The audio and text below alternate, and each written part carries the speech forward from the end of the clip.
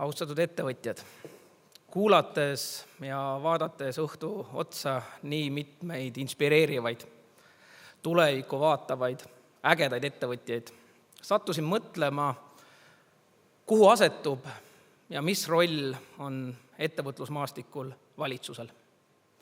Ma julgeks välja tuua 2 minu jaoks isiklikult kõige olulisemat rolli, milleks esimene kindlasti on ettevõtluskeskkonna loomine.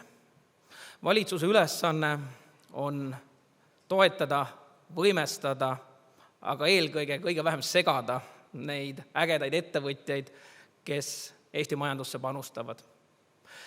Teine oluline roll, ma julgeks öelda, on ettevõtluse, veel rohkem isegi ettevõtliku meele edendamine.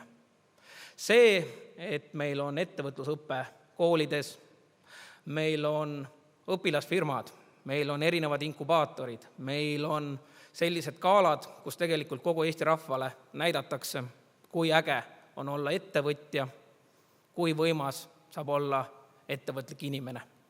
Ja sellepärast on mul suur au anda üle ka ettevõtluse edendaja auhindu. Antud algatus on Eesti esimene võrdsetevaheline programmeerimiskool, kus õpilased õpivad ilma õpetajate ja loenguteta.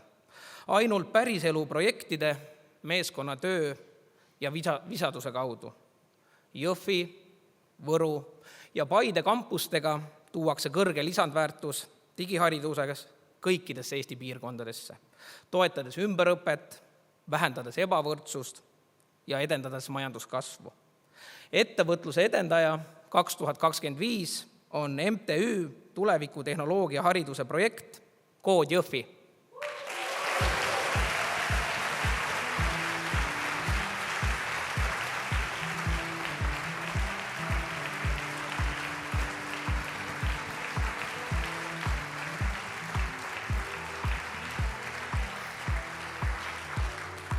Suur tänu selle tunnustuse eest. Kood Jõhvi loodi ettevõtjate vajadusest lähtuvalt. Ja suur tänu, kes te olete meid toetanud, kes te olete meie õppijaid palganud. Ma näen, te olete siin.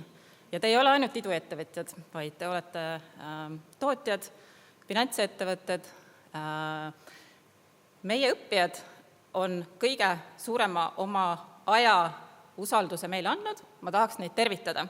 Meil on juba üle 300 lõpetaja ja 700 aktiivset õppijat praegu. Nii et ma tervitaks neid.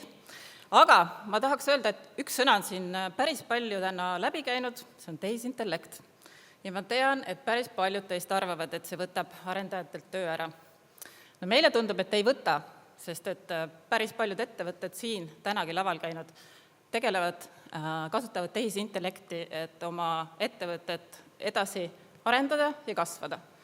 Ja mina arvan, et Kood Jõhvi, Võru ja Järva õppijad saavad koos teiega kasvada, sest nad on teile head töötajad. Aitäh teile!